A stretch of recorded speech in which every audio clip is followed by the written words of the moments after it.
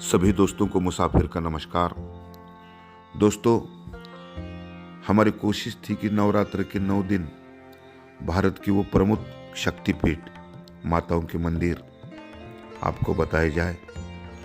उसी के तहत हम आज आए हैं महाराष्ट्र के कोल्हापुर के सुप्रसिद्ध माता महालक्ष्मी के मंदिर के बिल्कुल सामने है।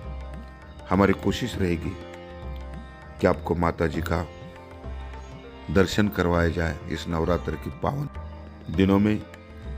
तो हम दर्शन करवाने की कोशिश तो करेंगे ही, उसके पहले मंदिर का इतिहास,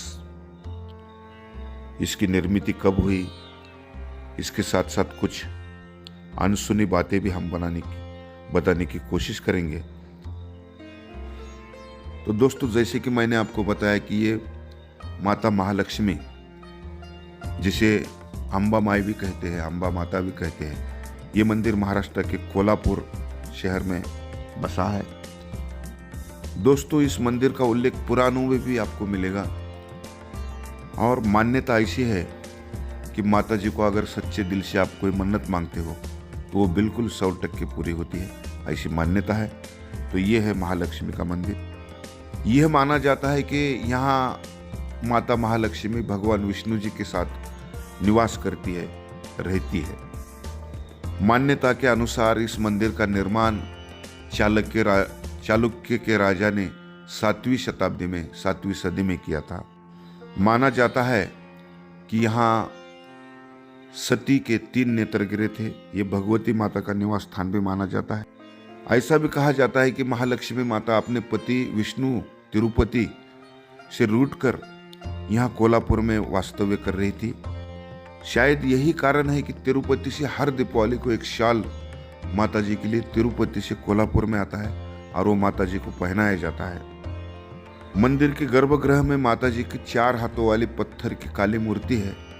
बहुत ही खूबसूरत मूर्ति है। हम अभी आपको उसकी तस्वीर बता रहे हैं।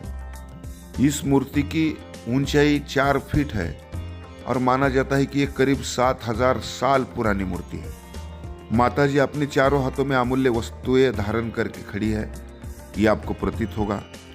उनके सिर पर जो सोने का मुकुट है वो माना जाता है कि 40 किलो वजन उसका है, ऐसा कहा जाता है। माता जी के इस मुकुट में भगवान विष्णु के शेषनाग का भी चित्र निकाला गया है। इस पुरातन मंदिर की रचना कुछ इस तरह अद्भुत है कि जैसे ही सूरज उगता है तो सूरज की पहली किरणें माता जी के चरणों में आती है। तो क्या अद्भुत कला है हमारे वास्तुशास्त्र की। इस मंदिर की पश्चिमी दीवार पर एक खिड़की बनी हुई है। उस खिड़की से ये सूर्य की किरणें माता जी के चरणों को स्पर्श करती है। जैसे ही सूरज देवता उगते हैं तो माता जी के चरण को स्पर्श करते हैं। इस मंदिर की विशेषता यह है कि ज्यादातर हम देखते हैं कि देवी माता के मंदिर हो हिंदू, तो उनके मुंह मूर्तियों के पूरब की तरफ या उत्तर की तरफ होते हैं। ये एकमात्र माता जी का मंदिर है जिसका मुंह माता जी का पश्चिम की तरफ है। मंदिर में माता जी के अलावा विठ्ठल रुक्मिणी, भगवान विष्णु, सूर्य देवता, ऐसी कई मूर्तियां बिठाई गई है जो आप देख सकते हैं। मंदिर के बिल्कुल बाजू में जो कुंड है उसके बाजू में बिल्कुल एक शिव जी का जो मंदिर है विश्वेश्वर, वो भी बहुत खूबसूरत है। श्रद्धालु वहाँ भी जाकर के दर्शन लेते। जैसा कि मैंने आपको कहा था कि महालक्ष्मी माता अपने पति विष्णु जी से रूठकर तिरुपति से कोल्हापुर आई थी और यहाँ पे वास्तव्य किया था। इसीलिए आज तक तिरुपति से हर दिवाली को माता जी के लिए साड़ी या शाल, हम जिसको कहेंगे, वो यहाँ लाई जाती है और वो माता जी को पहना ही जाती है। यह भी माना जाता है कि जो कोई भक्त तिरुपति को जाता है उसकी यात्रा तब तक पूर्ण नहीं होती जब तक वो माता जी का आके दर्शन कोल्हापुर में आके नहीं लेता। आप खाली तिरुपति जाके आएंगे तो कोई फायदा नहीं। तिरुपति से आते आते कोल्हापुर आके माता जी का दर्शन लेना अनिवार्य है। अगर ऐसा करते हैं तो ही आपकी यात्रा मुकम्मल या परिपूर्ण मानी जाती है। माता जी को करवीर निवासी और अंबाबाई के नाम से भी पुकारा जाता है, कहा जाता है।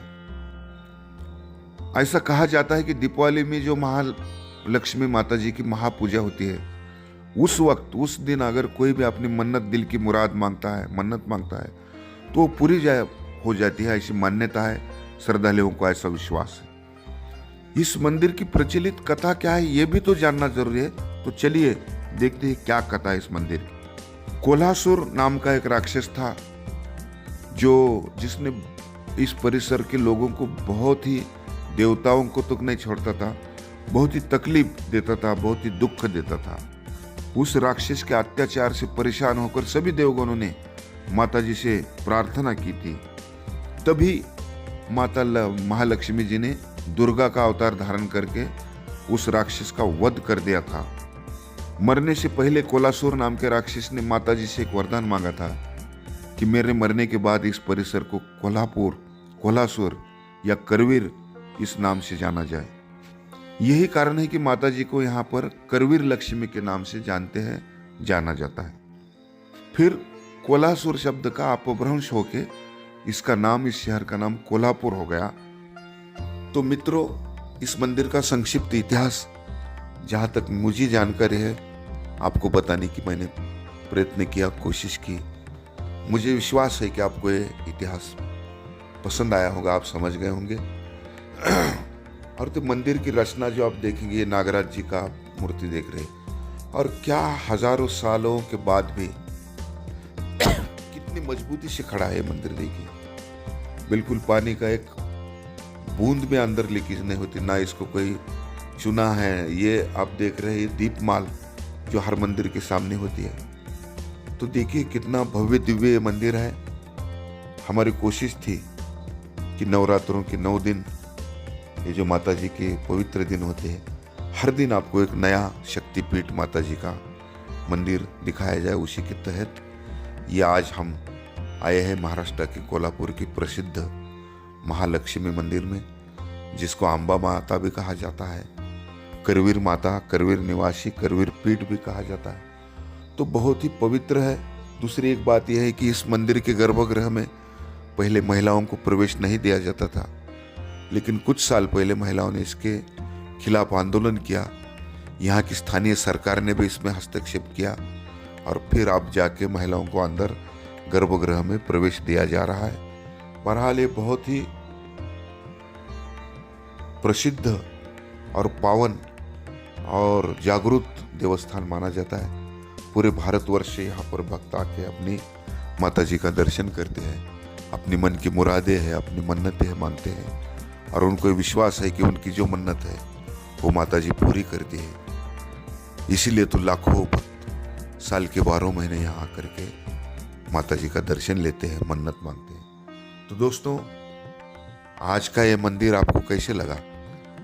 मैंने जो आपको जानकारी दी वो कैसी लगी? कृपया अपने लाइक, कमेंट कीजिए, अपने घर परिवार के साथ यहाँ पर आके माता जी का दर्शन लीजिए।